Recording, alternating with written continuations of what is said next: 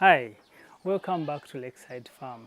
Someone asked me a question this week that are Boer goats, Kalahari goats and Savannah goats genetically modified? Well, my answer is a yes and a no.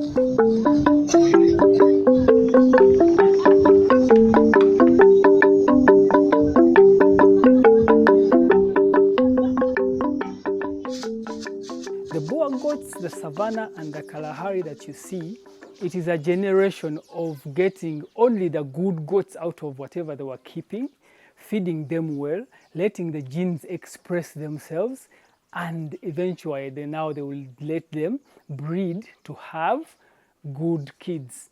Most of us fail to get good things out of those goats that we buy from somewhere else to cross with our goats because we do it wrongly.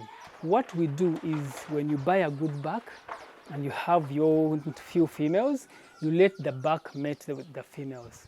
And when the females give birth, you don't wait for those females or the bucks to reach 1 year and a half or 1 year and 2 months. You begin serving the females when they are 6 months.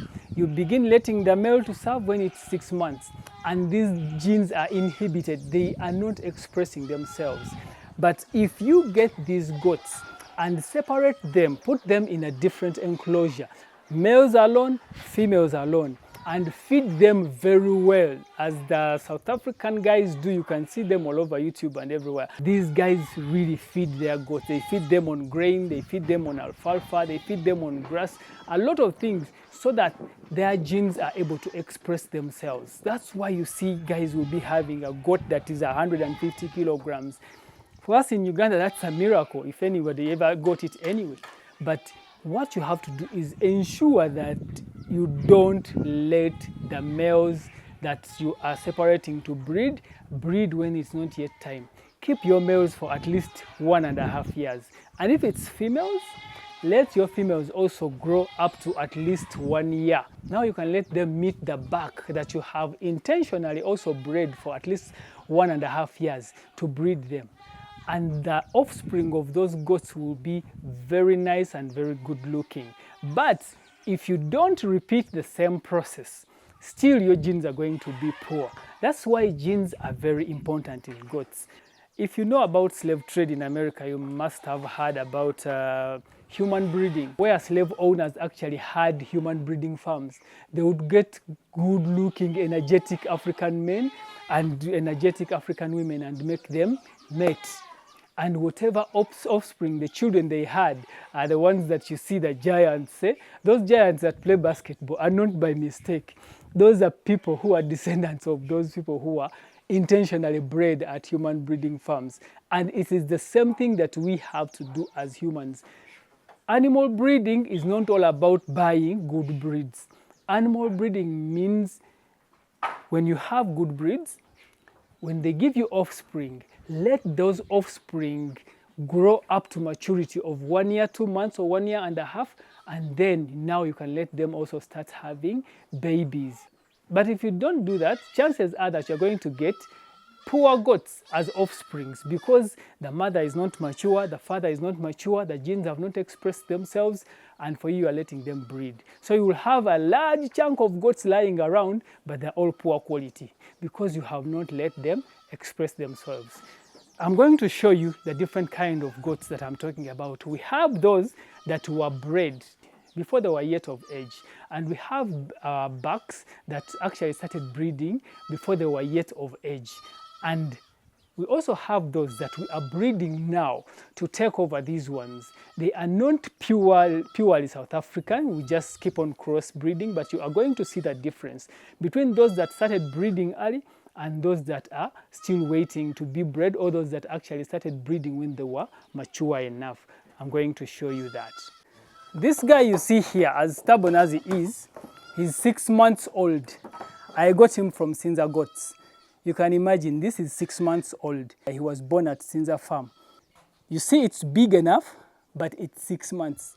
By the time it's 1 year and 2 months, it will have expressed all the genes and all the good qualities of a good Boer buck at that. So that's why we are leaving it to stay here, feed it well, and make sure it expresses the genes. It is not going to mate until that time comes. So this is another one of those guys that were born here 9 months ago, and we separated them.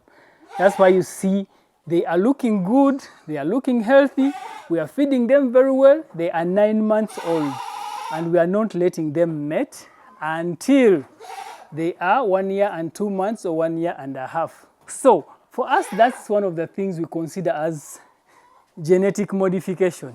It's not necessarily that genetic modification means tinkering with genes in a laboratory, but you can play around with genes just with food and making sure that your goats are old enough to actually start delivering good genes. And this guy you see here, this one is a crossbreed of a Savannah. This guy here is 9 months. He hasn't yet made a year. But you see, he's a crossbreed, not so very good of a crossbreed, but because we separated it and we have not let it mate any female, you see how big it is growing. So you can now see what I was telling you between these two goats. This is of a higher blood percentage, and this is a lower blood percentage. You can even tell from the size of the ears. But this goat is almost 1 year and a half older than this one. But you can see the size. They are almost the same size. The other one is 9 months. This one is 2 years and like 2 months.